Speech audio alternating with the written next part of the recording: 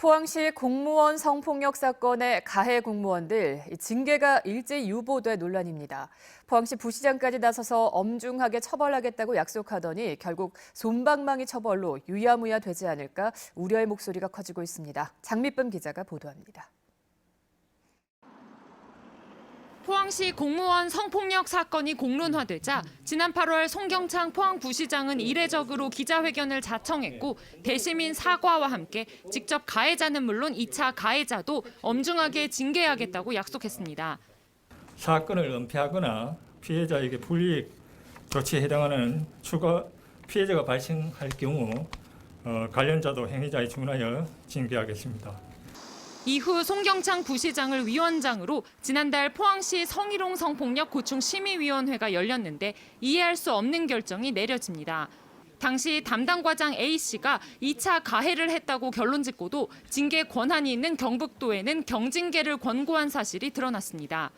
저희들이 임의대로 하는 것도 아니고 고충심의위원회 위원님들 전부 다 의견이 그렇게 모아져서 저희는 그 의견에 따라서 요구를 한 겁니다.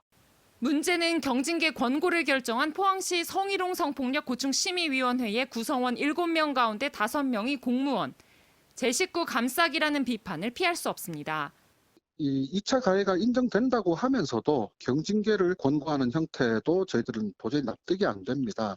고충심의위원회 구성이 전체적으로 공무원들이 대다수가 들어가는 구조로 돼 있다 보니 솜방망이 처벌 그리고 제 식구 감싸기식의 더구나 공무원 성폭력 사건의 가해 공무원들은 최근 경북도 인사위원회로부터 징계 유보 결정을 받아 더 큰 논란이 일고 있습니다.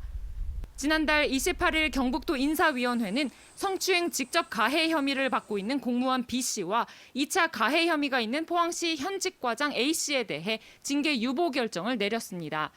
경북도는 재판이 진행 중일 경우 위원회의 의결로 일정 기간 보류 의결을 할 수 있다며 문제 없다고 해명했습니다.